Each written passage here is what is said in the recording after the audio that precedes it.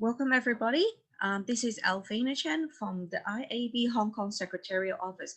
It's a great pleasure to be meeting you online. And today's event, the MarTech Day Transformation Powered by Data, is delivered to you from our Data and Measurement Committee. Now, I would like to introduce our team lead, Jingtao Jin, to start the event. Hi, everybody. Welcome to our MarTech Demo Day. And you may be wondering, nowadays, right, especially after COVID, everybody's talking about digital transformation. But have you ever wondered how to get started? Because digital transformation sounds to be a very broad terms. And this is, if you have ever have this question in your mind, you are coming to the right event. Today, we actually have a all-star panelists coming from, we have guest speakers from Nielsen, Zenith, Shiseido, Eternity X, Food Panda, to share their stories around their digital transformation. So let me give you a very high level of agenda today. Let me see. Yeah, by the way, that's me. And this is the agenda for today. So later on, I will pass the mic to Clare, who is from Nielsen, to talk to you about the digital transformation point of view from Nielsen. And then we have speakers to represent GSK Hong Kong, Cartier, Shiseido, Food Panda, and we will have around 10 minutes Q&A section in the end. Hopefully, we will have time. But if you have any questions, feel free to leave in the chat box. We will collect in that. I will pass the questions to the speakers. If we don't have time to cover them today, no need to worry. We will maybe reply you in emails. And without further introduce, I will just pass the mic to Clare Hui, who is the Vice President of Nielsen Hong Kong, and she will sharing Nielsen's point of view around digital transformation.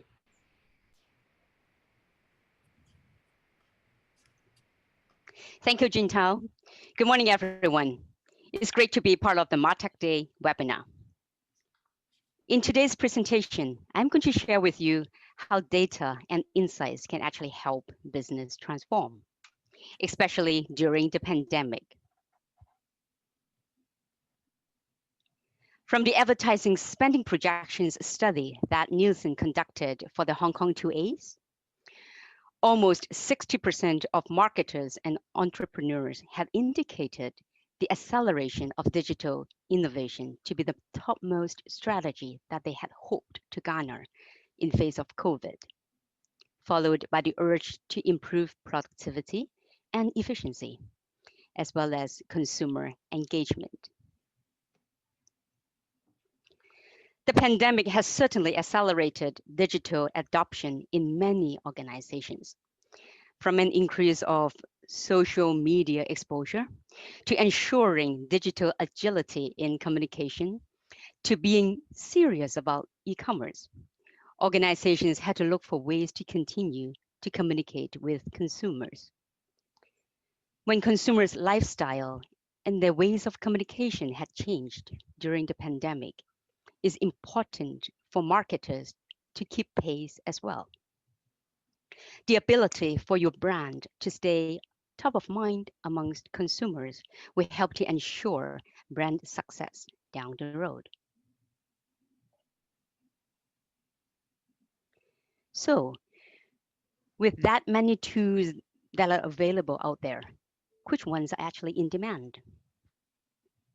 We learned from the same study that tools which allow marketers to gauge media effectiveness, to understand the target audience, as well as tools that permit the study of the effectiveness of KOLs or influencers are currently in most demand. And this is indeed not surprising, given that marketers are in face of limited budgets under the pandemic. There is this urge to carefully study media effectiveness and understand their target consumers.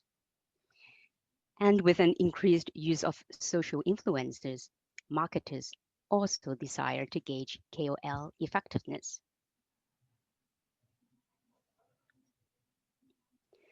Our local needs of tools are very much in line with those in other markets. From a study done by Advertiser Perceptions, the results specifically outlined that sales lift research, ad effectiveness, as well as media mix modeling studies were expected to increase in importance going forward under a cookieless environment. And from a recent study released by Accenture, quality content and personalization were identified by marketers worldwide as the key elements to help bring about an effective customer experience. Although personalization is deemed important, not that many brand owners have invested in personalization. Only 1 out of 6 marketing professionals surveyed worldwide indicated that there is personalization at a high level, meaning there is personalization of the website or e-commerce store across all offline and digital customer variables. So the situation is that while marketers realized the importance of personalization, they may not necessarily know where to start.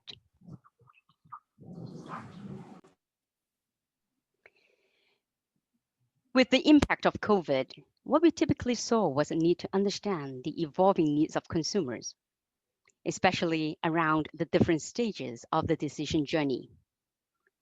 This is where tools particularly designed for understanding consumer journeys can become handy. Take our ComsPoint Journey tool as an example. It enables marketers to understand the needs of customers across different stages of a consumer journey. For instance, up on the screen, you can see an example for a journey for car purchase. As target consumers are starting their journey, they typically look to connect with brands, and they also very much value personalization. But as they move further down the journey, say to the buying stage, they will have different needs around things like product reviews, the location of purchase, as well as the actual offering itself. And with the tool, we can also plug in a lens to understand the roles played by different media types. By understanding such analytics, marketers will be able to more accurately write on each media to make sure that the intended marketing messages can be delivered to the right consumers at the right stage of the purchase. Coming on to marketing effectiveness tools. To fully understand whether your marketing investment is bringing a return on investment, you will need tools like marketing mix modeling, MMM in short, at a high level, and multi-touch attribution, which deep dives into analysis at a person level basis. Nowadays, marketers typically invest across different media channels.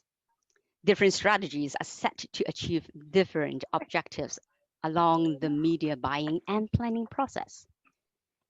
Marketing effectiveness tools allow marketers to carry out in-campaign tactical optimization so as to achieve overall effectiveness. MMM helps marketers choose the right mix of marketing tactics that contribute to brand awareness in the long term and boost sales in the short term. MMM is purely data-driven. In other words, it is not based on surveys or any other rules of thumb. It is essentially a very high-power statistical model which uses sales data or whatever KPI of yours is, and also real media data and all business drivers, such as pricing, promotions, macroeconomic conditions, you name them, so as to give a complete 360-degree view of what's actually driving your business, including both marketing and non-marketing drivers. The MMM approach can be customized to look at your specific KPI trends. So it actually can be applied to different industry verticals. And with the rich sources of data that you provide, using the modeled results, you can even predict the outcomes of your future marketing tactics and introduce changes to your marketing budget as you see fit. Here is a case study to share with you. The client is from the international consumer finance vertical, and they provide consumer credit, lease financing, mortgage loans, and credit cards types of services. The challenges faced by this financial client included the need to determine return on investment, identify effectiveness by touch point, as well as overall marketing ROI. So we ran an MMM study for them and identified specific marketing plan scenarios that could, first of all, improve their ROI while keeping the same spend level. And second of all, lower their overall spend. We were also able to provide recommendations on the change in spend by different tactics. As all the recommendations were implemented, the client ended up enjoying a 30% improvement on marketing ROI. The next case study is a grocery retail client who would like to understand the ROI of his marketing activities. They were also very keen to understand the impact of TV on sales. This was actually the very first time this client did an MMM study. And based on the results, the client was able to understand the level of lift provided by the measured media.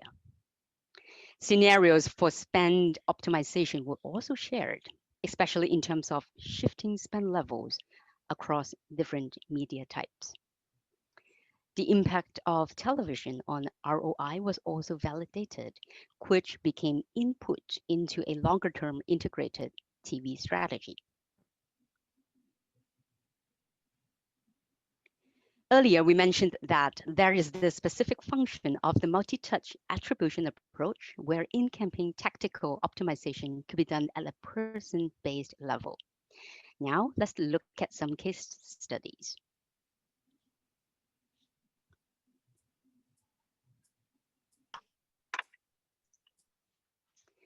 The first case study is actually a client that provides information solutions and HR process resource outsourcing services.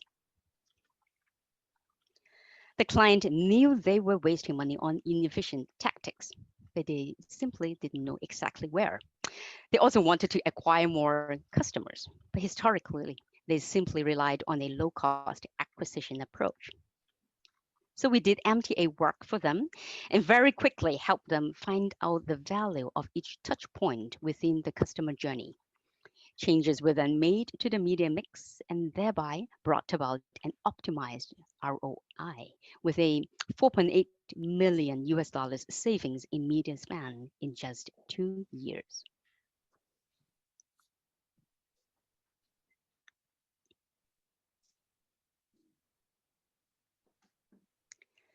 Another case study is a Fortune 500 provider of consumer electronics equipment. The challenges faced included media channels operating totally under the complete silos, marketing data being all over the place, and the unavailability of an objective yardstick to help them measure performance. The MTA work that we did for them successfully identified $700,000 in annual savings, simply through the placement of frequency caps. As a result, $2 million in annual incremental revenue could be enjoyed. Apart from utilizing available tools out there to help with understanding purchase journey analytics and marketing effectiveness, we also have an increasing number of marketers who would tap into the power of personality data, such as our very own visual DNA data, to increase the resonance of their marketing materials. Personality plays a pivotal role in how we perceive colors and images, which can be employed to increase the resonance of your marketing materials. By using the big 5 ocean personality traits, namely openness, conscientiousness, extraversion, agreeableness, and neuroticism, marketers can have a more thorough understanding of target consumers' shopping personalities. Hence, they will be able to adjust their creatives and messaging to satisfy the needs of consumers with different personality types. And here are some examples of how adverts have been tailored to suit the taste of different consumers. Just take content development as an example. For consumers having a personality of high openness, marketers would dare to use some fairly bold and confronting messages in the ad. Whereas when targeting low extraversion consumers, a softer sell would be essential. On another hand, marketers can find personality data to be quite handy for campaign targeting as well. Say, for instance, if we are targeting consumers who favor discounts or desire the kind of buy one, get one free types of promotion, then such messages will need to be very explicitly communicated in the advert. And here are just a few examples of clients who have used personality data for targeting recently. And here's a case study to share with you. An online skincare and cosmetics client adapted their images and messages to increase the ad's resonance with consumers of different personality types.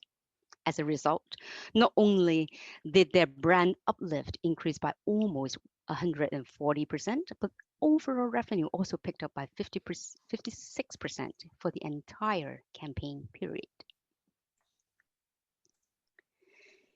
Here are the key takeaways for this section, and they actually match quite well with the main ideas outlined in our recent annual marketing report, Era of Adaptation.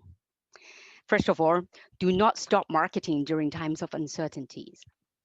It is very important for marketers to ensure that their brands can stay top of mind amongst consumers. Second, tap into marketing analytics. It doesn't matter what size your brand is, and also doesn't matter how you feel about your current strategies. Use the tools available out there to ensure that your spend is optimally allocated and understand where adjustments can be applied if necessary.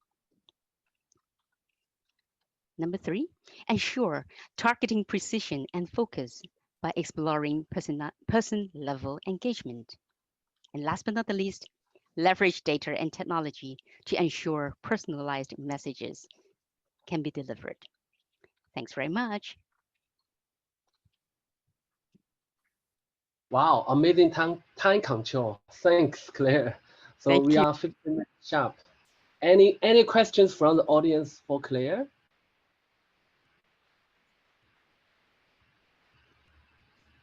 If not, we can just moving on, and feel free to type in your questions in the chat box, and we can answer all the questions after the whole section today.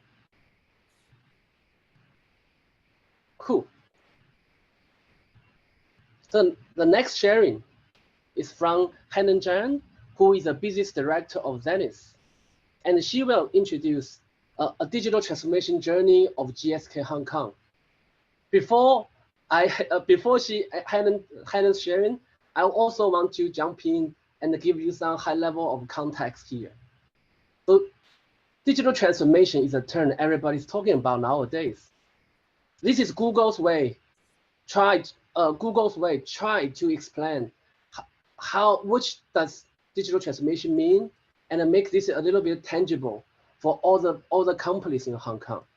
So around 2 years ago, we partnered with BCG, Boston Consulting Firm company, and we conduct a global study and help the brands to understand what does digital transformation mean and what does the digital maturity mean. So we interviewed over 180 leading companies in APAC, and you can see Hong Kong and Taiwan, Japan is our focus markets. And eventually we cannot resist. First of all, we have defined 4 stages of digital transformation for each company, starting from nascent, which the company are making decisions based on their own experience instead of any digital forms, to emerging, started using some first-party data and third-party data for some basic programmatic buying and bidding. Of course, the next step, number 3, is connected stage. In that stage, companies are very mature with first-party data and third-party integration. And even they start to calculate ROI in a multi-channel perspective. Of course, the ultimate goal is what we call the multi-moment. So this is the companies have a single source of truth, leverage new technologies like machine learning, and help them to make decisions. So this is, of course, this is Google and the BCG's efforts try to define digital transformation. It's not necessarily 100% aligned with your business. But now, let me pass the mic to Helen. She will give you a quick introduction around GSK's case. Oh, sorry, one more page for me, right? So this is results for Hong Kong when we did the study around 2 years ago. As you can see, we conduct around 33 Hong Kong brands, top brands in Hong Kong, and comparing to the APEC, we feel you can see none of the companies are in the multi-moment stage. The majority fall into the emergent stage, which they have some basic usage of first-party data and third-party data for the programmatic or bidding. And we have around 27% of companies already going to the connected stage. And I believe GSK is one of them. And now let me give my mic to Helen to give you some interesting sharing around GSK's journey. Okay. So hi everyone, nice to meet you all. Jingtao, can you flip to the next slide, please? Okay, thanks Jingtao to give us an idea of where we are now for Hong Kong markets in terms of the digital marketing maturity status. Same with all Hong Kong marketers. GSK itself is facing the challenge of lacking a framework to drive the digital transformation in a structured way. Imagine all those different digital aspects that we need to deal with, not just on day-to-day campaign operation, but also including the digital infrastructure, as well as the digital assets creation. The work is indeed very daunting to marketers and agency. That's the reason why we as agency co-partner with Google and utilizes digital maturity framework developed by Boston Consulting Group to help GSK to do the digital transformation step by step. Next slide, please. The digital journey begins by 3 key areas. First of all, is to get the right stakeholders involved. Jingtao, can you flip to the next slide, please? Yeah. First of all, is to get the right stakeholders involved in the project. Then identify the areas of focus for the digital transformation by setting our goals with a clear KPI. Next important step is to make sure the whole process accountable with regular assessment of the progress. After getting the right stakeholders, next slide, please. After getting the right stakeholders participation with the clear goals, then we base on the 5A's framework designed by Boston Consulting Group to start the journey. This 5A's framework help us to rethink how we should approach for the digital transformation. For the audience part, we start to rethink what else data signal can we use beside those standard affinity and in-market targeting. Our behavior tell us who we are. So we start to look at what do our consumers search, where they go, what do they discuss in the forum, and how do they react to our campaign. All this data point provides different kinds of signals. And next is the creative assets. Under this framework, we start to rethink the assets development. Traditional advertising is talking about one-to-many way of communication. Can someone mute the mic, please? But digital, with the help of technology, can indeed to do personalized message. And this is the time where marketers can really talk to the right consumer at the right time with the right message. To complete this process, the assets part is another area which we need to help client to look into. This is talking about how different tech stacks link up together, such as your website. Jingtao, can you flip back to the former slide? Yeah, I'm trying that. Sorry about that. It's a huge lag every time I click. Yeah, I know the width band. Yeah.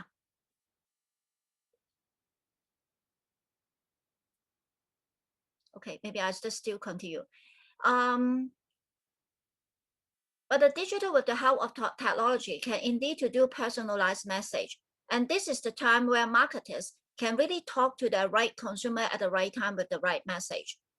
To complete this process, the SS part is another area which we need to help client to look into. This is talking about how different texts that link up together, such as your website, analytic data, campaign data, search data, and CRM data. Once this has been done, we will look into the automation area where we leverage data-driven creative, smart bidding, ad sequencing technology to optimize our campaign performance. Last but not least, it is about to analyze the attribution value of different data points in the campaign performance. So this is the Panda case where we utilize the framework of access and automation part to plan for the campaign. For the video access, client wants to deliver multiple messages in one video. Who doesn't want to, right? We know all the production for video is very high, so usually we will try to squeeze as much message as possible. But we know that there's a challenge in digital world to do this, as people is losing their attention in a fast-moving environment. So we discuss with client and then utilize the 6-second bumper ad to further reinforce the multiple key message. But we tell the client that only one message for one bumper in order to make it simple and easier to get across.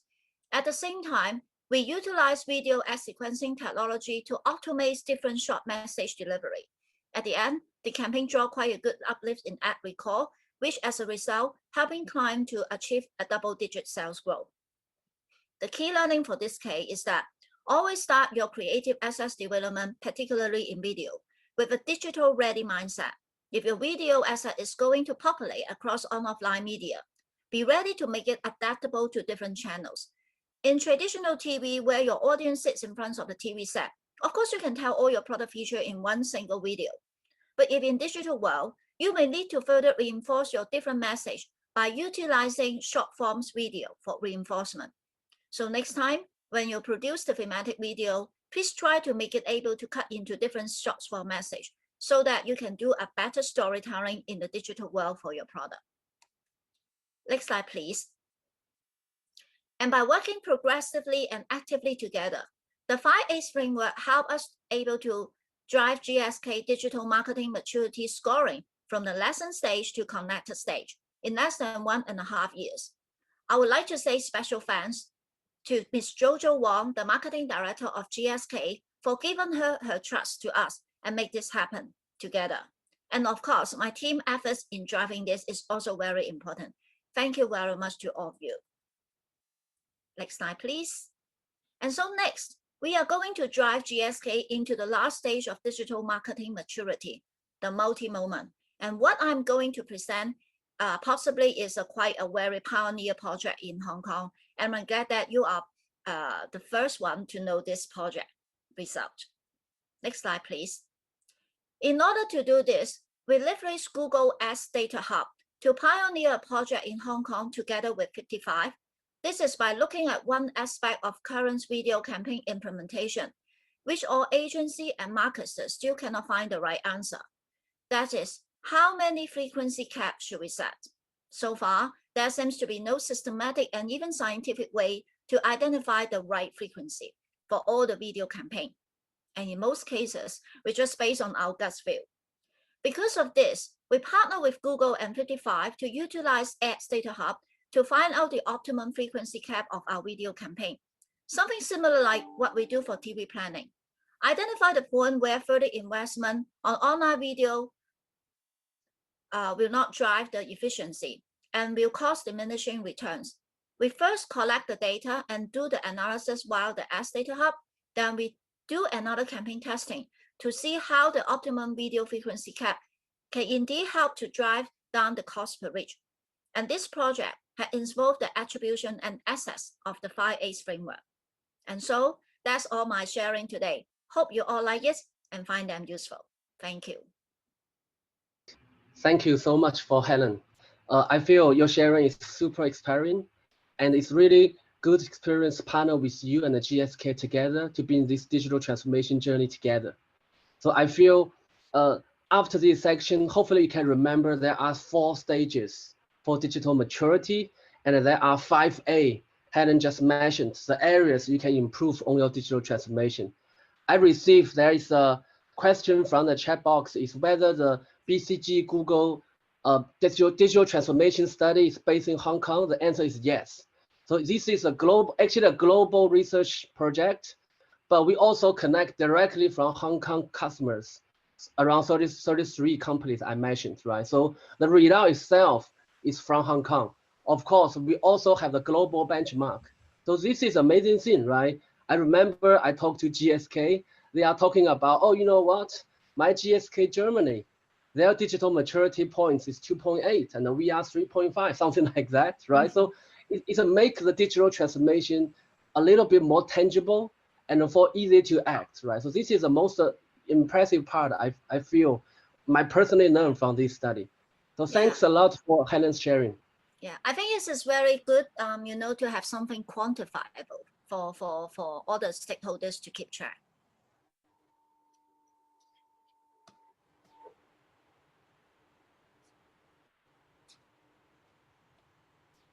And also the GSK's case is definitely from Hong Kong local, right? So the case itself is definitely a local case. Cool. I don't see any other questions, so maybe we should move on.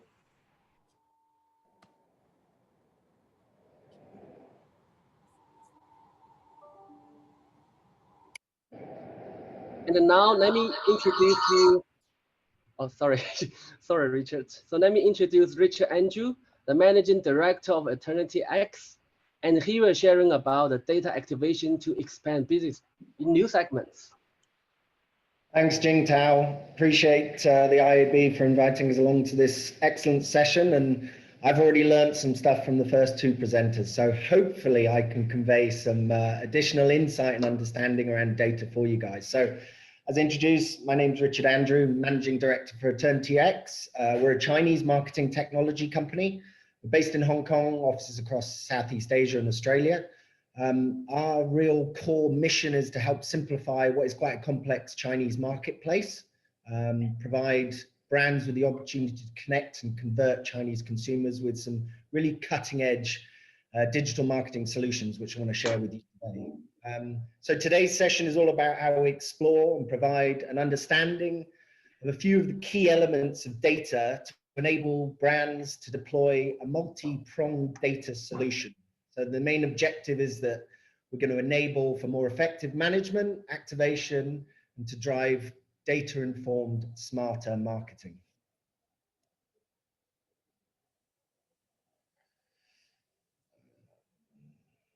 So what is data activation? So data activation is really critical in today's consumer landscape. Marketers are looking to build out their data advertising strategy. Data allows brands, publishers, agencies to make much better decisions on who to target, how to target, when to target these consumers. So the old adage, right time, right place, right message. So even from an Eternity X perspective, would not be able to effectively operate without the use of data. It's a crucial component of all of our campaigns, from planning, activation, measurement, optimization, ensuring we're running this across all of our campaigns for our partners. So what are some of the challenges we encounter? So obviously there's the fundamental challenges that brands have around programmatic advertising. So how do I identify the right audience, target the right audience group at the right time, and how does that drive through to conversions? So especially in marketplaces like China, a lot of the questions is, where do we start? What data is available? How do we access it? And how can it help me better understand and effectively target my consumers? Oh, most importantly, how does it help me sell more products? So with this we believe that unlocking value in data will really help to drive this insight, but also transform into real world actions and real world behaviors of our consumers. So there's three fundamental areas or considerations that you need to bear in mind. Number one, so the data collection. So this is really about understanding the landscape, education on what data is available and how can I use it. Next is part of the data collection is onboarding. So not only have you spent a long time acquiring your first party data, but How do I deploy that in my advertising campaigns? How can I onboard, and what is the best in class third-party data solutions that are out there in the marketplace? Number two is data comprehension. So how do I leverage that technology, those insights? How do I model it? How do I make scalable audiences through some of the modeling techniques that are available? So AI, lookalike audiences. Then there's also the segmentation. So how do I segment those audiences so I can actually activate them based on my campaign objectives or the audience insights and the consumer behaviors that I've seen? And lastly, data application. So how do I apply this to actual actions? How do I convert the data audience into actionable audience segments that can improve my campaign performance? And also part of that data application is not only applying it, but also learning and understanding. How does that help me improve my campaign performance? How does it let me have a deeper insight about my audience, which I can then deliver value to that client base? So what we wanted to do is introduce some different data resources to help you guys and the marketplace have an understanding, but also precisely target within the China marketplace. So we're very lucky, there's an extremely vibrant data ecosystem in the China marketplace. Everything from deep insights into audience behavior, location, keyword retargeting abilities. There's also a deep integration into the mobile handsets, but also the telco environments within the China landscape. So why is it important, this third-party data, and what I'm currently missing out on if I'm not leveraging it? So number one, gaining revenue-driven insights into your consumers. So as we mentioned, your first-party data interactions are kind of limited to your existing customers. When you add in third-party data, you're going to enrich that. You're going to learn much more about their habits, their behaviors, their demographics, which is going to empower more business-informed decisions. You can identify new consumers and potential customers, as we talked about. Using third party paints a richer picture about your audience that you don't know about at this point. You can use that to obviously create, as we mentioned, lookalike audiences, create new segments, and share your profile with a wider consumer base. And then finally, activation, create database campaigns. So it goes beyond demographic and behavioral insights into browsing habits. We can really understand products they've purchased, their real world interest behaviors, engage with them in a more concise way. So this is our framework for identifying audiences through data. We obviously love to ingest first-party data. Second-party data is about demo interest, online behavior. And then the third-party data I'm going to introduce you to, some of the more high-profile on JD.com, purchasing behaviors, Baidu, the ability to understand consumer search behavior. GDS is a travel provider, and CDF is China duty-free, which I'll go into in a minute. So what are some of these data source highlights? I wanted to introduce China duty-free first and foremost. So largest duty-free company in China, over 300 stores. It really represents the growing China duty-free marketplace that's out there. So one of the early moves in the data space, they've got a wealth of data about Chinese consumers. They cover all major ports of entry and across China. Domestic, international airport, ferry, airport, cruise terminals, and transit hubs. So what do we really get from this? So number one is shopping behavior, but also some insights into CDF, China duty-free membership details. This is everything from phone numbers, names, transactions, spending power. So it can really be segmented into 6 clear segments for us to be able to utilize in our brand's campaigns.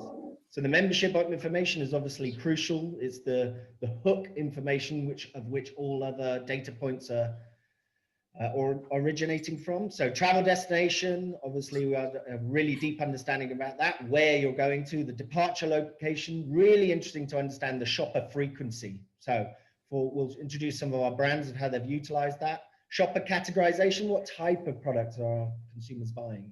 And then obviously spending power. Everybody's looking to leverage different socioeconomic signals. This is a really, really strong data point to use.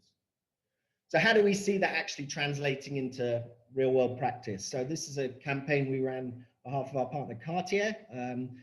around promoting and driving traffic to the Cartier's Sanya store of CDF. So we were looking at using a variety of different formats. So videos, pre-roll, WeChat moments, native banners. There was a geographical target of tier 1 cities, and especially people that are arriving in Sanya. So how do we find out this information? So we were using travel destination behavior, using high frequency shopper categorization, and obviously luxury top tier spending power. So the actual KPI on this was around driving footfall, driving the awareness. So from the insights we've got, some of the sort of standardized metrics of improving CTR through our platform performance, through improving the clicks delivered by having relevancy to the consumer. We were also able to identify what were some of the more prominent publisher sets, best performing data sets, no surprise, shopper category targeting. Luxury was the most prominent and the most well-performing data set that we use. But also from a publisher standpoint, we're able to understand fashion, video, e-coms, and travel with some of the insights and the behavioral data that we're able to extract. So not only are we able to optimize in real time, but we'll also be able to take learnings for future cases. Next provider, DiDi. So I'm sure most of you are familiar, one of the world's leading mobile transport platforms, has over 550 million users, over tens of millions of drivers in China. It's aggregating, collecting so much data points that we can utilize. So the unique selling point of DiDi is based on travel data. Where you go and what you do shows you much more about the individual than just consumer and browsing behavior. We can understand starting points, the user profiles, the behavior, how many times do they utilize these and what locations do they go to. Also vehicle information, they have a fleet leasing platform as well, so it's not just a ride sharing platform. So there's different city commute profiles, entertainment, lifestyle, transport hubs we can all tap into with this data. The beauty of DiDi is you can also understand and apply it to different audience segments about the number of times they visit airports, as I said, the spending power, whether of a high profile segment. We can also integrate offline and online digital capabilities. So in this example, you can sponsor hotspots within the cars. You can brand the internals inside of the cars. So there's really that offline and online physical touch with the consumer. The case here was the Valentine's Day event, one of the most prolific events in the calendar.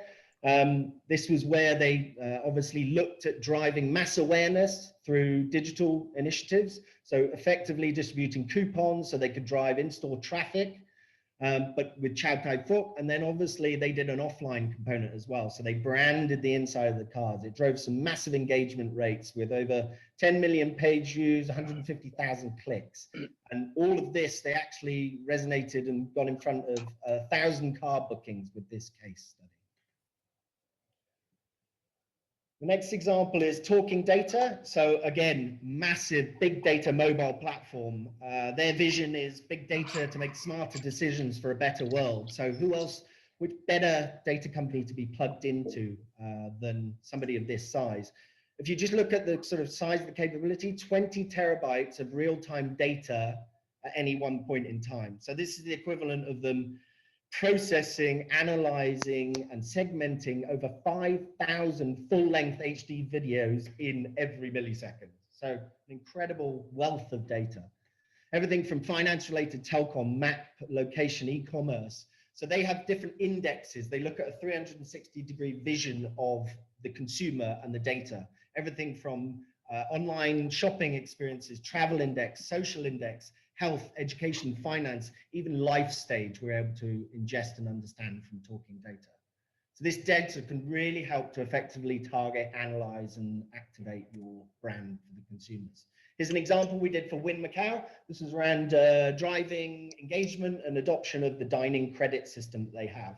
So they wanted to expose to prospective Macau tourisms with a higher affluency and spending power. So tier 1, tier 2 cities, we used the travel, finance, online shopping, consumption, as well as location data to provide accurate targeting for these prospective travelers to Macau. We smashed it in terms of impressions and conversions, which is great, good, 25% higher than the expected conversions. Best performing travel sets were location and travel. So we were able to identify prospective travelers to Macau, target them, most engaging platforms through video, so iQIYI. So some really good data and insights for us to learn there. So lastly, just wanted to show you some data activation in practice. So we want to select an e-commerce provider and a player. What is the strategic framework that we believe we can deploy in order to make a successful campaign for an e-commerce? So obviously identifying the target audience is really, really important. How can we look at different product categorization?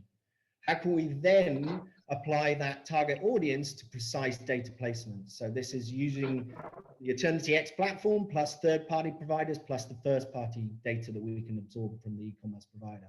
And then ultimately, what's the objective? Drive retail, drive sales, drive traffic to the e-commerce platforms, the mini programs, or direct to the app and brand website. So very simple but clear framework to be successful in this market. So the campaign is, I'd like to share with you is Carsland. So this is a French cosmetics brand that entered the Chinese market in 2002. So a long existing player. It's now a real challenge brand and one of the top tier brands, cosmetic brands in China. So beauty of this campaign is they're using lots of different touch points. So they had a KOL, they had a social program, but it was also looking to drive in-store and drive engagement.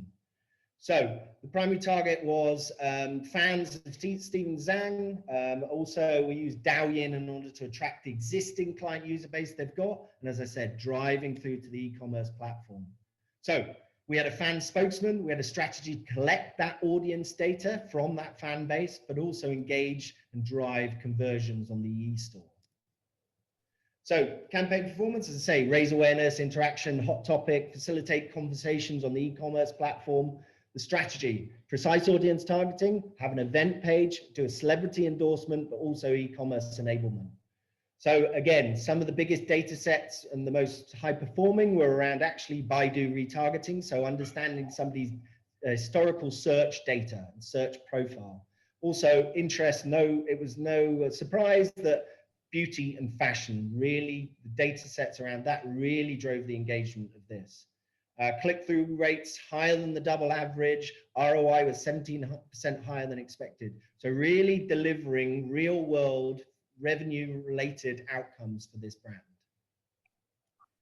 So just finally to sum it all up, for me, data should be an integral part of any digital strategy.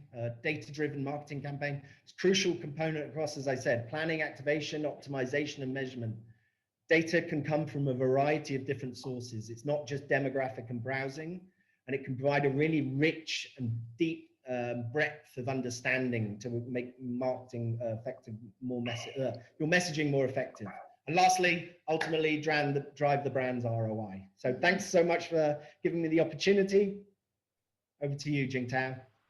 Thank you so much, Richard. Thank you for keeping up the time. I know we are very ambitious this time. We prepare over 100 slides for this presentation, and we are doing an amazing job so far for the time control. Thanks, Richard. I have audience have one quick question for you. Is data from Talking Data all for China? Yes, 100%. That's where the deepest data integrations are. That's where the infrastructure is. So yeah, Talking Data is primarily for China-based consumers. Thanks, Richard. Cool. With that, I will very pleased to introduce you Paul Yuan, who is the marketing director of Shiseido Hong Kong, and he will give you some cool sharings around PLTV and personalization for e-commerce performance. Thank you, Jingtao. Thank you. Can you hear me? Yeah, good. Thank you, Jingtao, for the introduction. Good day, everyone. I'm Paul, marketing director for brand Shiseido Hong Kong and Macau. Thank you, IAB Hong Kong, for having me in this virtual event. And I'm very grateful to be here with great minds and get inspired by a lot of success stories shared before. So in the next 15 minutes, Cedric, Managing Director APAC from 55, our close partner, and myself will share with you the journey for adopting the predictive lifetime value, PLTV, and personalization for optimizing our e-commerce performance. So your inputs are welcome in the Q&A section. Let's get started.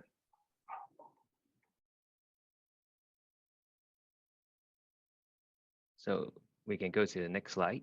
Thanks. Yep. So to start with, I would like to, share some context about this interesting project. As mentioned by Jingtao at the very beginning, we have done the BCG cross Google digital marketing maturity study. And in the study, we have identified that data-driven strategy and targeting is one core area for advancement in Shiseido Hong Kong in order to reach the next level of digital maturity. So when we, as a brand, to formulate our roadmap for digital transformation, we stay very committed to first-party data acquisition and also the data-backed strategy formulation. So launching the own EC site in the end of 2019 was definitely a milestone for this data journey. So back to our brand.com, we have two missions for the brand.com. Number one is an engine to generate new customers for a brand.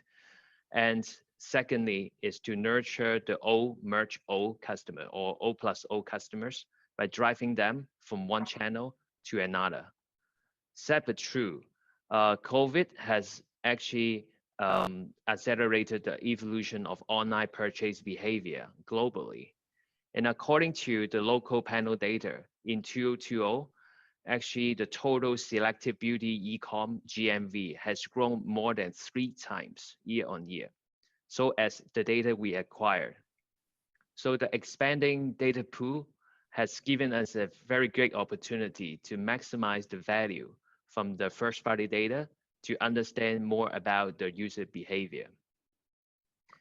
Thanks to Google machine learning and the advanced analytics by 55 team, we aspire to provide better user experience. We engage the lapsed and lost customers, and most importantly, to enlarge the O+O customer base. And Cedric will then walk you through on how we achieve this together. Over to you, Cedric. Thank you, Paul. It's been a very exciting journey working with the Shiseido teams globally and in Hong Kong in particular. So the project consisted in predicting the lifetime value of website users and then running media and site experiments, such as adding a customized message on the product details page to drive add to cart rate for particular categories of users. We went through 4 phases over the course of approximately 4 months, from data collection to running the first activation campaign, leveraging the PLTV signals. And the first phase, which took around a month, consisted in discovering the behavioral pattern of users with different engagement levels on shiseido.com.hk. And in this particular case, we used data collected from Google Analytics 360. Based on the insights we surfaced, we built a predictive lifetime value machine learning model in BigQuery. It's a component of the Google Cloud Platform for predicting the lifetime value of users based on their e-commerce interactions. So users were essentially grouped into 2 segments, those with a low predictive lifetime value and those with a high predictive lifetime value. This step took approximately 1.5 months to build and train the model up to a good level of accuracy. The results were then sent to Google Analytics as a custom dimension. This custom dimension can be thereafter used for audience targeting on the media side via Google Ads and website optimization activation with Google Optimize 360 in this case. And then we let the experiment run for approximately 40 days, so we could reach a good level of statistical significance. And given the outstanding results of the first activation campaign, I'll present some uplift in a minute. The processing pipeline is being automated for Shiseido to activate new insights on fresh data on a daily basis. Paul will come back to this in terms of resources. Project required a project manager, of course, a cloud for marketing or C4M specialist, a data scientist who was in charge of building the model and improving it, and data analytics specialist. So the Shiseido team was pretty pleased with the results of this first campaign, both in terms of e-commerce on-site KPIs. We've listed a few of them here, and also in terms of media KPIs. In terms of on-site KPIs, so again, activating PLTV audiences via Google Optimize 360, we achieved a plus 12.6% add to cart rate versus a control group, plus 11% on average of order value, and plus 12% on overall revenue, which is very, very sizable. In terms of media KPIs, so we activated PLTV, high PLTV audiences via Google Ads, and Shiseido achieved some significant uplift. I can share a few with you now. So we had a minus 25% cost per conversion, times 2.2 return on ad spend, and times 2.7 revenue per user. So again, very significant results. So we think this was a very successful first step on the long e-commerce maturity journey for Shiseido Hong Kong. And now Paul will explain what we've been working for together since then, and what lies ahead. Over to you, Paul. Thank you, Cedric.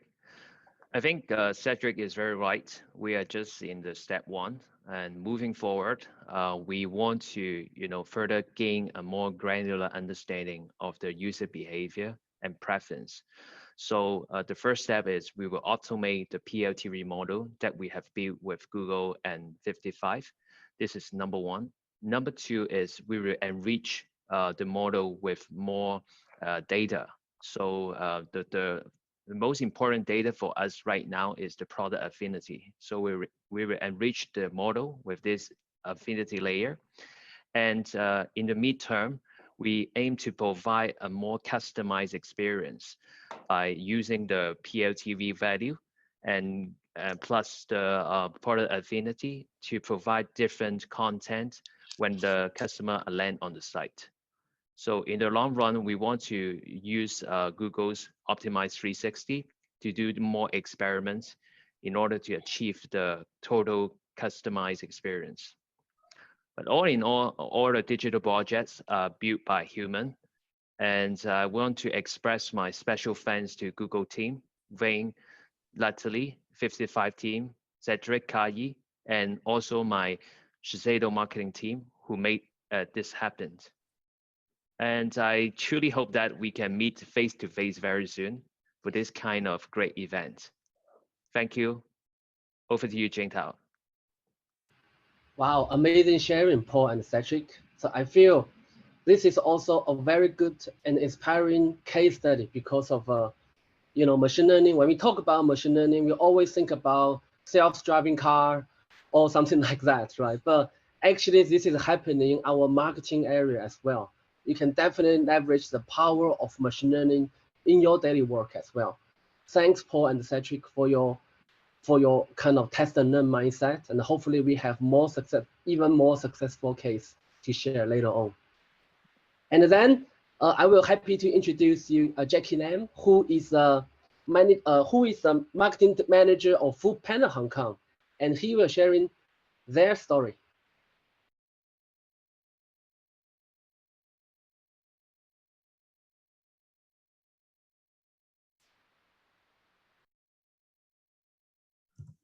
Hi, everyone. Can you hear me well? Okay, cool. Thank you. Hi, my name is Jackie. I'm the Growth Marketing Manager at Food Panda Hong Kong. I know it's about time to start feeling hungry. Hang on there. I hope this pizza can cheer you up a little. Before I start my sharing, let me tell you a little bit about myself. I've been leading growth marketing in Panda's marketing department since mid 2019, and I've worked before Panda. I used to work at a few media agencies for a while, and then for a wide variety of brands across awareness and performance campaigns. And I've been passionate about growing the brand and business through data and strategy. And I always look for synergy across different marketing components as well. At Panda, my team is responsible for maximizing the business and marketing ROI. The scope of work can be divided into three parts. The first part is the marketing investment and budget control, from budget allocation across different business verticals, campaigns, and channels to paid media strategies. And then the second scope is all about data, from data analytics, consumer researches, insights, competitive analysis to business forecasts. And last but not least, with all information and data, we help to formulate business growth and marketing strategies, and certainly campaign strategies as well. Today, my sharing has three parts, including the trend of mobile behaviors, Panda's approaches towards data, and three things I've learned at Panda about data. Before I start, I would like to thank Bpon for providing the data in this part. So here we go. Right now in 2021, people are spending around 4 hours a day on internet in average. That's around 1/4 of their awake time. And around 80% of their internet time is on mobile. So in the chart, you can see that the mobile usage has been stably climbing up every year, while desktop usage has remained stagnant. According to Buildfire, in average, every person has installed more than 80 apps on the phone, but only uses 9 of them every day and 30 apps in a month. In terms of the app installation penetration, which is shown on the x-axis, honestly, there's nothing too surprising. The top app categories are communication, video players, social media, tools, news, etc. But what's interesting is that 61% of people already have shopping apps in their mobile phone in average, and they have 2.6 shopping apps installed. I believe we can roughly assume that this is the m-commerce penetration among the smartphone users in Hong Kong. The question is whether your business can squeeze into those 2.6 apps or buy your products in those apps. I think the brand's top of mind awareness is definitely a key. As for how we can maximize the top of mind, I think that can be a discussion for another day. For the top 5 app categories which have grown the most in Hong Kong, we actually see a change between pre-COVID and post-COVID. Before COVID, in descending ranking order, top 5 app categories were finance, gaming, lifestyle, F&B, tools. But then after COVID, the top 5 have become gaming, shopping, finance, tools, and lifestyle. So noticeably, shopping apps have grown the most among all. The growth of e-commerce and m-commerce has certainly accelerated so much during COVID. And here's a heat map of mobile usage activeness by day part and day of week. Apparently, the most active time on mobile in general is exactly around the working hours on weekdays. Interestingly, let's compare it with the heat map for mobile commerce apps. Obviously, a lot of people like shopping before going to bed, and even sacrificing the sleeping time for shopping. And people definitely shop on mobile during working hours. So yeah, that's the truth. And online shopping is so addictive, isn't it? Another thing is that people shop at late night across 7 days in a week. So actually, we have a bunch of shopaholic night owls in Hong Kong. Now, I would like to share what data means to Panda. Basically, it's our bread and butter. It's our blood, our gasoline. We operate with it and around it. It's our key to success of quick commerce and hyper-agile campaigns. Literally, we really rely on it to run and optimize our business and campaigns every second, every minute, every day. just like a human cannot live without blood and a car cannot move without gasoline and electricity. So to put it into perspectives, let me give you some examples in 3 areas in our daily operation. In marketing, we use data for digital campaign optimizations. I think everyone does it. But then we also use data to optimize discount deal campaign strategy across different variables, different time of the day, or different discount value, different minimum order value, and things like that. Cross-selling between food and groceries and consumer insights. And then in operation, we use data for logistics efficiency optimization for high service quality while maintaining profitability. And my team provides the order forecast for the ops team to optimize courier staffing. And the ops team also optimizes delivery zone polygons as well. And then in business or co-brand partnerships, let's say for restaurants and grocery vendors on our platform, we regularly review data to optimize discount deal campaigns. We also use data for the algorithm of vendor ranking on our listing page and menu optimization as well. Besides, we often have partnership campaigns with various brands and credit cards, and we use data to optimize credit card technical campaigns and sell vouchers to our vendors as well. So these are actually only a small portion of what we do every day. So essentially, data is fundamental in every single thing we do. Speaking of data usage, I would like to share 3 things my team practices every day at work.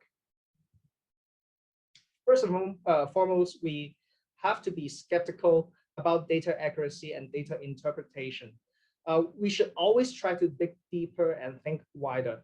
Nowadays, with more and more data available, many people are trying to interpret data in different ways. But to be honest, not all of them share the same high quality. We need to judge very carefully. Let me share with you 2 examples. So in the first case, one day, a performance marketing person on the regional level suggested us to abandon the Chinese ad copies on SEM because they were performing badly. And it's not worth the effort to build Chinese copies moving forward. If we just look at the data without considering any local context, it seems pretty intuitive or even straightforward to do it as a kind of campaign optimization tactic. However, we all know which language is preferred in Hong Kong by most people. According to the government study about citizens' use of language, 80% of Hong Kong people consider their written Chinese language competence as good or very good, while it was only 31% for written English. As marketers, there are 2 questions for ourselves. Firstly, as Panda has been working very hard to build a localized brand in recent years, would abandoning Chinese creatives be contradictory to the localization objective? Secondly, how many of us usually prefer Chinese as the first language in daily life, but set English as the default language of the device or the app or website? Do we often search English keywords on Google when looking for information, but then click into a Chinese search result for details? I would also challenge whether there are other factors which may have led to this performance outcome, whether there's more room to further optimize the copies, or whether there are other campaign settings that we can adjust and test. There may not be absolute right or wrong answers here. We should indeed stay open about testing new things. But I do want to point out that the bilingual situation in Hong Kong is a little bit more complicated. And I think this example shows that when we look at data, sometimes we need to think beyond just one source of data, but try to think wider, be it looking for more data sources, or think from a consumer point of view, or look for some other factors. In the second case, one day, a regional data provider projected the food delivery industry market share in Hong Kong to our regional team, which showed quite a different picture from what we knew from multiple other data sources we use regularly. The projection was quite in-depth, and honestly, it did make us quite nervous for a bit, to be honest. And our team in Hong Kong became so curious about that, and we contacted the data provider and found out about their projection methodology. In fact, it was quite logical. Then why was the data quite different from what we knew? Eventually, we found the issue. It turned out that they projected the market share by using data collected from an email app, which no one really uses in Hong Kong. And in other words, the data sampling was extremely biased and the sample size was tiny, which skewed the projection quite significantly. To summarize about being skeptical, first of all, I believe everyone here must be well aware of the importance of data and believe in the power of data. But what I want to stress is that not all data is reliable and perfect. Even if the data is reliable, there could be loopholes in the analysis or interpretation. Even if the analysis is solid, the finding or pattern could change over time. So we should always stay critical about any data analysis and keep reviewing them on a regular basis. Apart from being skeptical, another thing I always stress in the team is that we should always look for multiple data sources and analyze the data from more angles and look for integrated solutions. Basically, realistically, no single data source or analysis or solution can show you the full picture and solve all your problems in one go. There are always missing links. So first of all, we should always try to use multiple data sources to verify each other and to get a better view of the full picture. This can greatly improve the analysis reliability. Just like case 2 I shared, we had to evaluate the market share data by cross-checking a number of credible data sources as proxies to evaluate or estimate the full picture. Don't trust one source forever. Even if it's a credible one, trends may change and an unexpected factor may appear suddenly and affect the data accuracy. So remember, always cross-check. Secondly, we should always avoid the slippery slope to conclude correlations as causations. Trust me, it's common. When you observe a trend, you should never conclude something as causation easily without careful investigations and very strong direct evidence. Here's a classic example. More people get attacked by sharks when hawkers sell ice cream at the beach. So when you observe such a trend, you shouldn't simply conclude that hawkers selling ice cream has attracted the sharks to attack people, or it has attracted more traffic to the beach, which attracts more sharks to come. So when you see such a correlation, we should explore what could be the missing link, which is actually the hot weather in this case. Thirdly, some information or happenings don't come in quantitative data formats. But these factors may have important impact on your campaign or business. My suggestion is that don't neglect them. Keep observing and recording them. If they occur from time to time, you will gradually be able to quantify it into an impact index for business or campaign performance forecasts. For example, at Panda, my team is responsible for forecasting the order performance.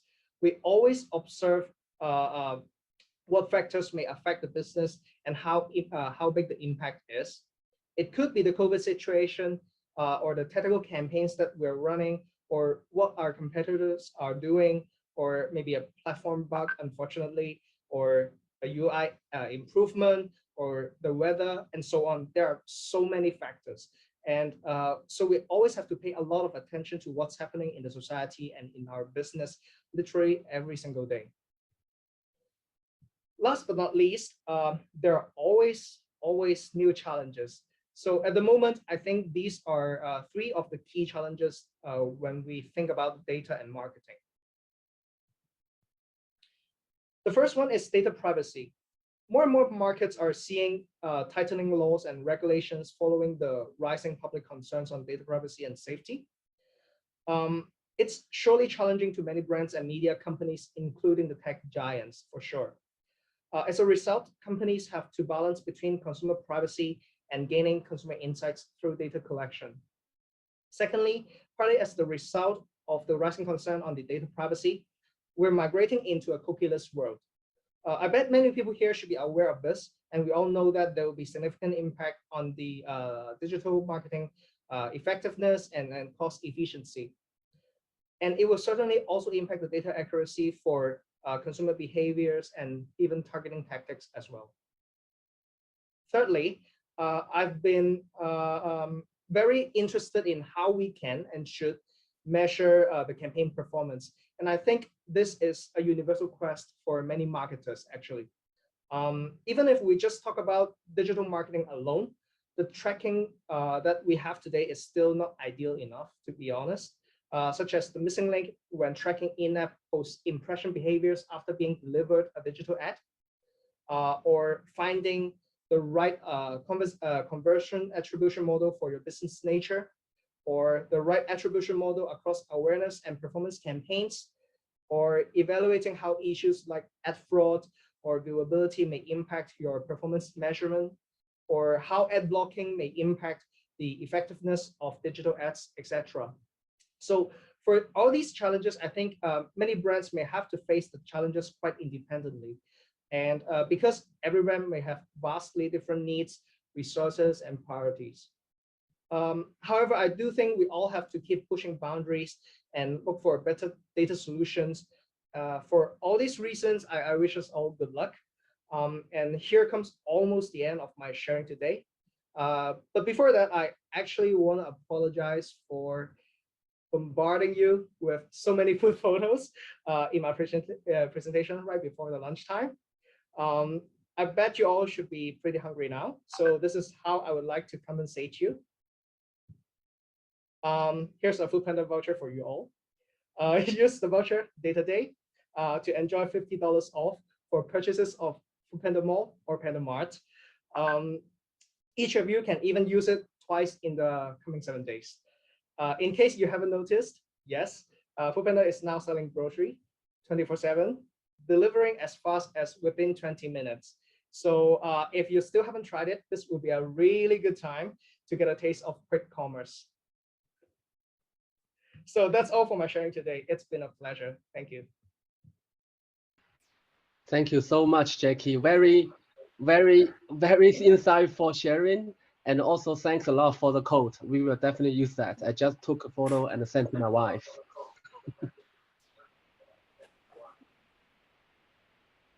Cool. So yeah, so thanks all the speakers today. I feel we did an amazing job controlling the time. And we still have 30 minutes left according to our schedule. So we can jump into our Q&A sections. If you have any questions, feel free to leave in the chat box. And I believe we have one question around iOS 14 before. So there's a question from, let me see, Rebecca. How is the iOS 14 affected CN campaigns? Anyone from the panelists can want to take that?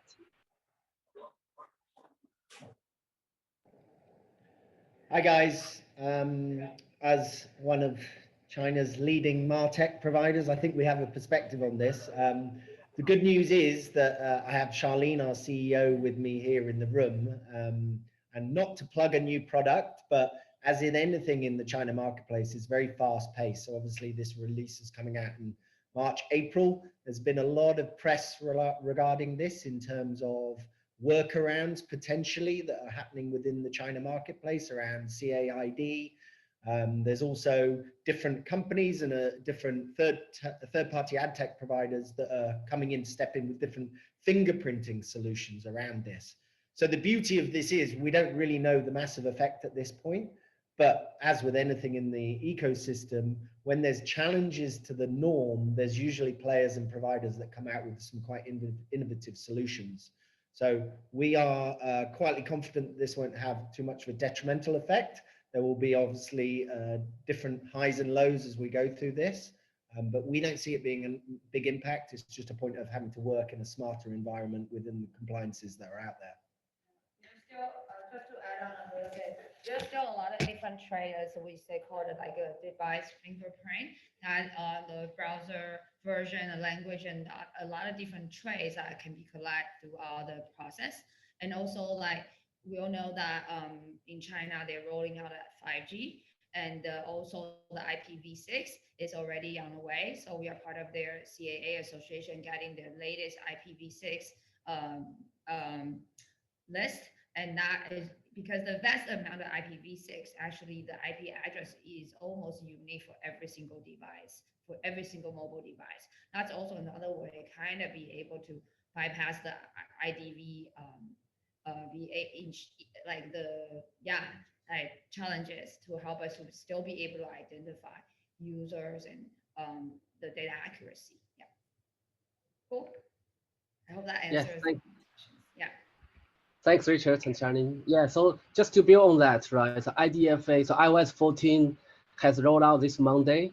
So it's already effective and to everybody, right? So unless the user give consent, technically no one can track them, right? So in the specific China context, there is a CAID, right? It's like China version of IDFA has been discussed, but of course there are back and forth between Apple and that ID usage. So we don't know that yet, but of course it will affect you everyone, and user privacy is definitely important. So we will keep track on that before we have any, but right now we don't really have a concluded answer for that.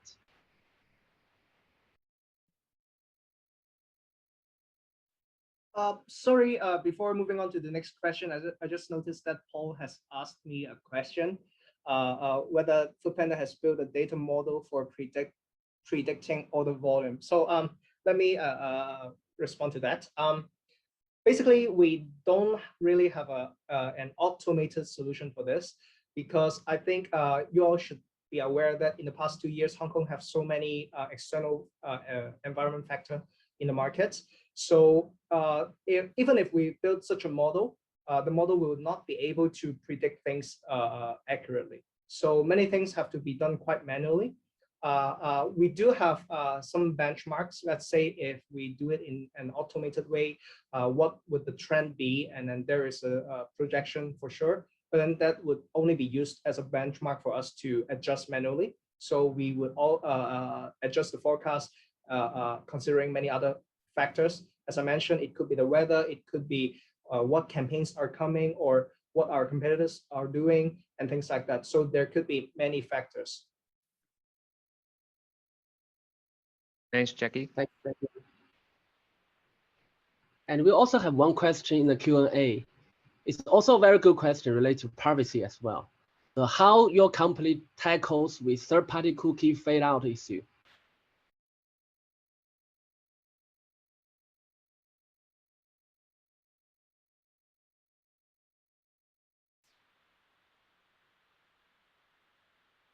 Chrome announced, Google actually announced Google Chrome won't accept third-party cookie as well in 2022, so next year. So by end of next year, I don't think I think the most popular browsers will fade out third-party cookies. The actions you can do today is move into the third-party cookie solutions. So Google actually have some solution called Google Site-wide Tag. You can check the Help Center. Actually, I just checked the numbers in Hong Kong. We have around 70% of customers already migrate to first-party cookie. So if you haven't done so, moving that in your company. And of course, another emphasis will be on the first-party data itself, right? So we have a lot of discussion today around building on your data source for first-party data, no matter it's coming from cookies or not, right? So that is also one of the key assets of your company moving on. Maybe I can also tell you guys a little bit about what we're doing at Foodpanda. So I think as an e-commerce platform, the good thing is that we collect quite much first-party data. So first-party data is definitely so important to take the challenge of, let's say, migrating into the cookieless world. And also, even within, no matter it's first-party data or using other partners' data, we have to migrate to device ID as well. So that's another thing. We can reduce the reliance on cookies. And combining all different data sources, we try to mitigate the impact of becoming cookieless. That's one thing. Another thing is that I see that there will be more and more potential for co-brand partnerships because we can then leverage each other's first-party data. So that's definitely a big direction that many advertisers would go for, including Foodpanda. and we have been doing this for a long time already. We have been partnering with many banks and credit cards for different technical campaigns as well.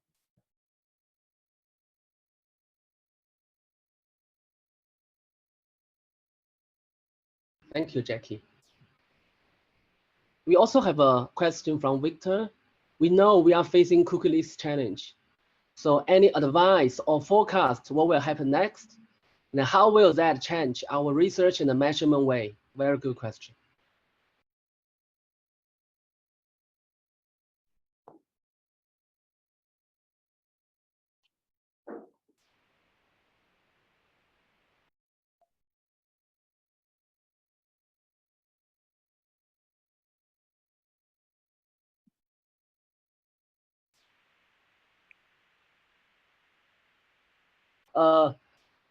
I guess this is the overall trend, right? The privacy bar has higher and higher.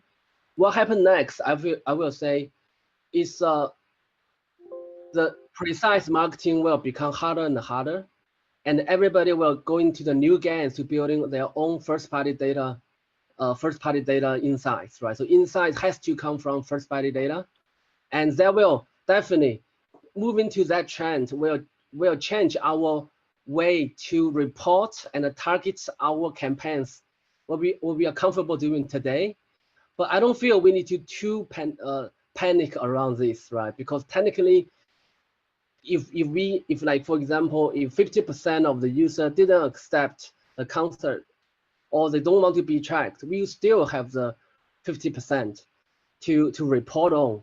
And one key differentiator here is also machine learning, right? So based on the 50% people who already consent, based on their behaviors, you can leverage machine learning and other technologies to kind of forecast what is a bigger picture, right? Although it's not 100% aligned with what we're trying to do today, but at least you have something to contemplate. That is machine learning, the conversions, right? So this is my understanding. It's like we definitely won't doing exactly the same way we're doing remarketing or marketing today, but machine learning can be a key game changer here to help you get more insights around reporting the targeting. About the measurement part, sure. I think we will have to rely on the ad tracking solution companies like Google, how you guys will improve DCM or think of an innovative solutions. I think this is what we have to rely on the tracking companies. I look forward to that as well. But then the impact is real. So just imagine that in the past 10 years in digital marketing, we have been relying on end-to-end tracking so much. Just imagine without it suddenly, we may have to go back to, let's say, 30 years, 40 years ago, we roll out advertising and we don't have end-to-end tracking. Then I think, as mentioned at the very beginning, in the very first presentation, I think MMM is actually a kind of solution for us to help evaluate the integrated marketing model, let's say across all the channels. I think that would be helpful. As advertisers ourselves, we have to monitor closely about what campaigns may affect our business the most. We may have to rely on this more than, let's say, in the past, we can look at the end-to-end tracking data. Yeah, I want to echo to what Jing has mentioned as well.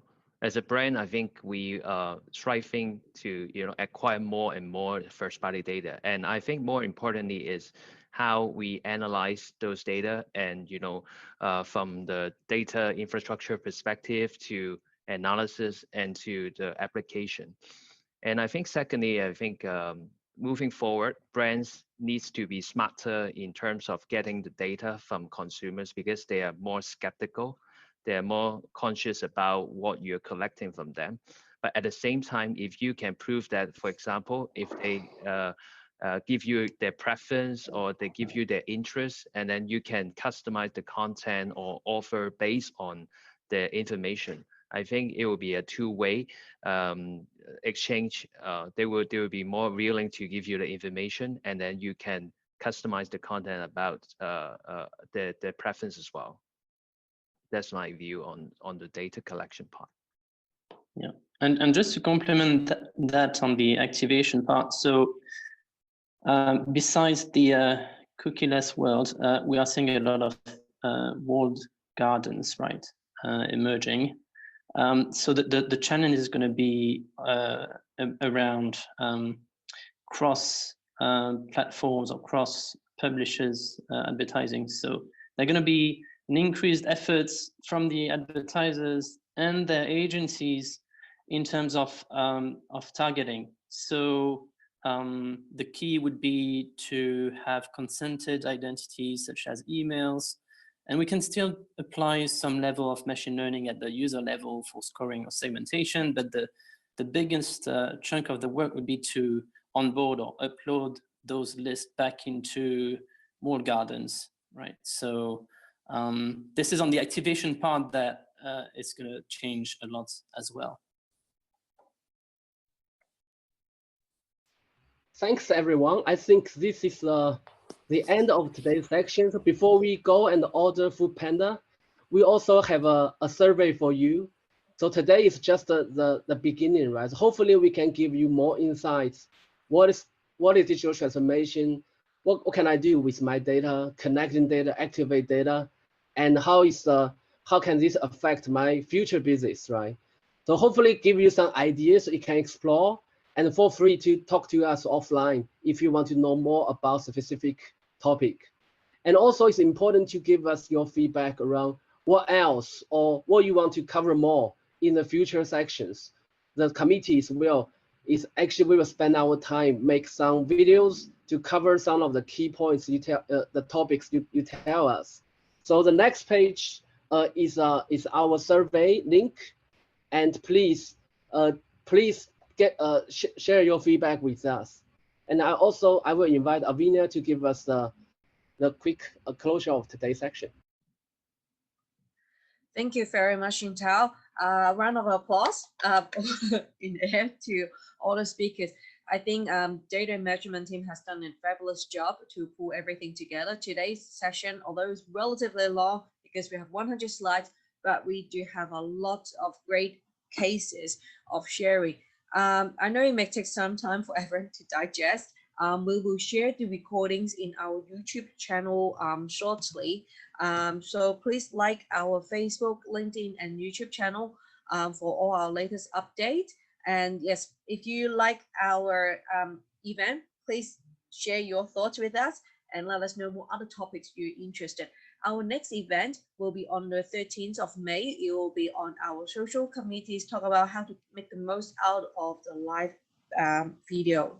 And then on the 24th of June will be our programmatic team sharing different technical solutions. So we do have a lot of great event lineup. Please stay tuned. And so that's all for now. So bye-bye, everyone. Share the recordings later. Bye-bye. Thank you, everyone. Bye-bye.